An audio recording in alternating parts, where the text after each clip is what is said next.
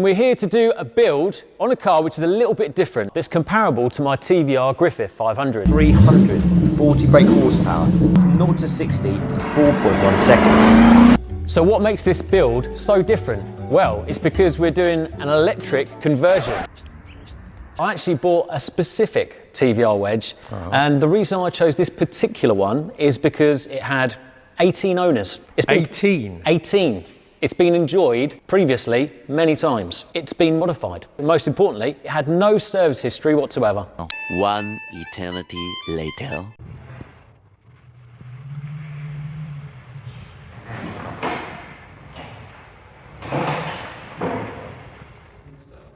I went forward. The TVR has gone forward. It's not broken down yet. Many months later.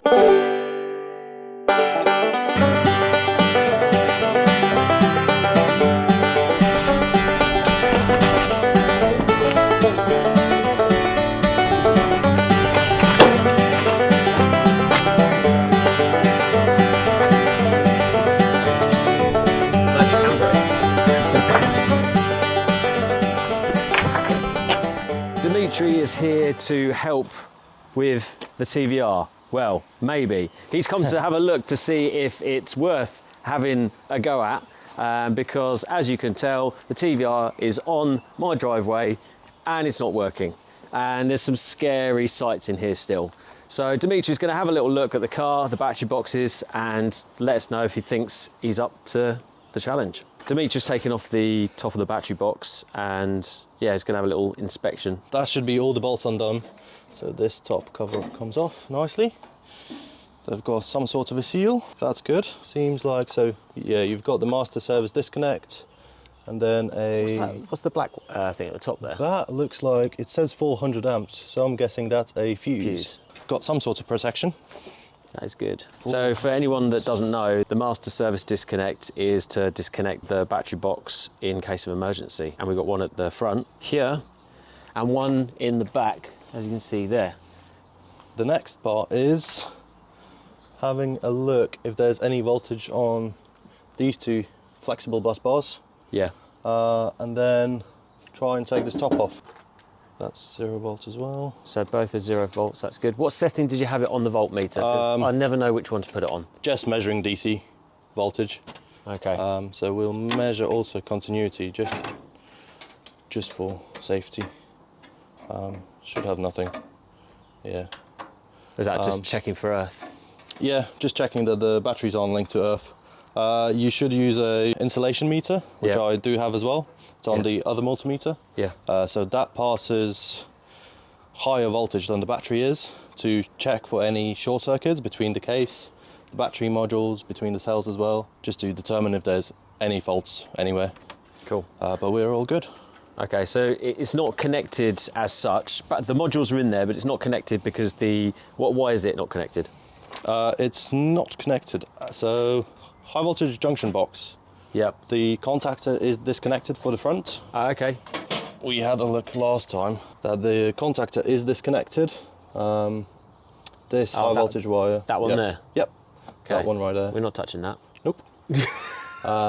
Yeah, so this pack should be safe, but still proceed with caution. And that's one of the two BMS Orion 2s. Yeah, so it's not connected as well, so the cell taps are supposed to go in here. Ah, okay. So that's another thing to do. Yeah, the cell tap bits are over here. So this is one of the things that needs doing to make the battery box complete. Demetri, you got the top off when I wasn't looking. Take us through it. So we've got 6 modules here, right? Yes, so we've got 6 MGZS modules here. So they have been connected, and the MSD is across the two. MSD, sorry? The master service disconnect is across the middle of the battery.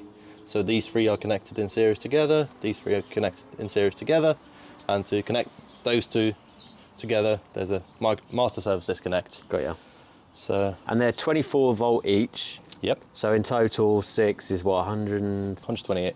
What needs to be done here? So the BMS getting connected with the each cell, right? Yes, so I will have to look into what these are, these wires. I am guessing these are temperature sensors.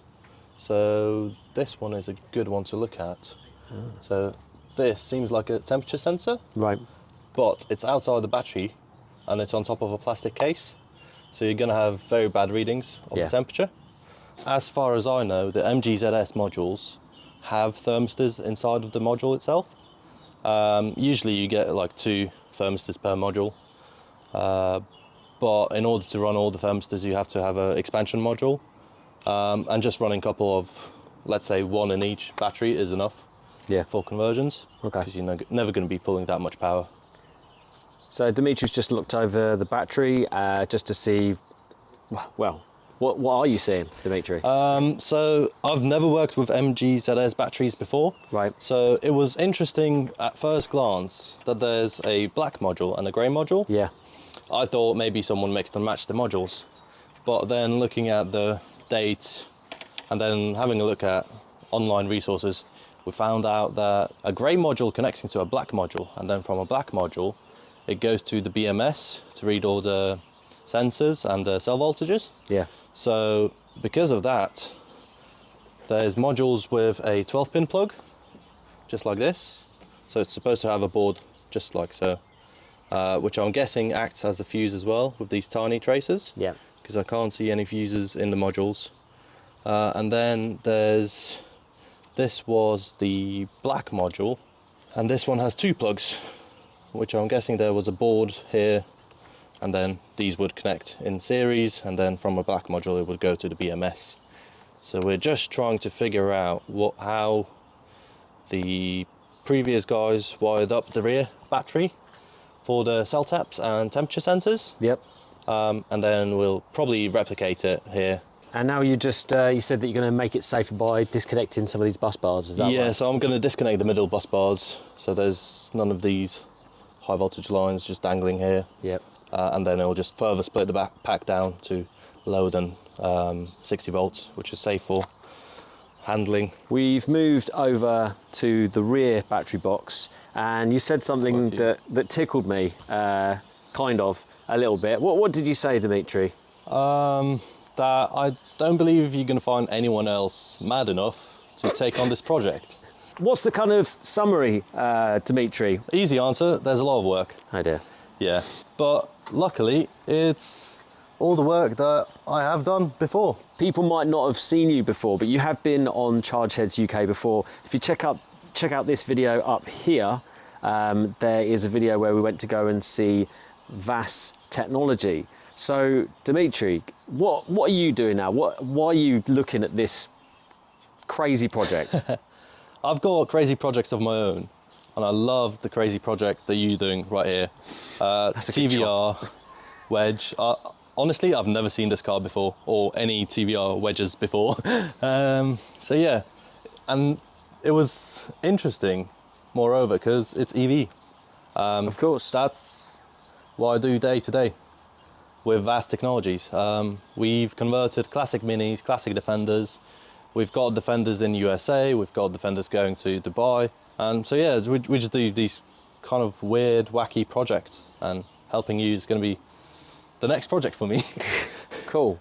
So thanks to Demetri, he's getting involved in the project, which is fantastic. What he's going to be doing, which is going to be very different to the last videos of TVR, is going to be focusing on the detail of what he's doing. So there's going to be a lot more detail, and I'm going to be asking questions along the way so I can learn, and hopefully you can learn as part of this continued video series of the electric TVR, which I'm sat in now, which is quite a nice change, to be honest. So there's probably quite a few questions around, you know, why isn't Ralph doing it anymore, etc, etc. You know, we've left on good terms, all is fine. It's just, yeah, decided to part ways, and it's all amicable, so don't worry about that. And I wish Ralph well in his journey. If you haven't watched the previous TVR episodes, go back and watch them. There's about 23 there. Please bear in mind though, it was very early in my YouTube video making, so there are a few hiccups in terms of editing and sound and stuff like that, but please bear with it, because that will help you understand the real kind of bare bones of this journey.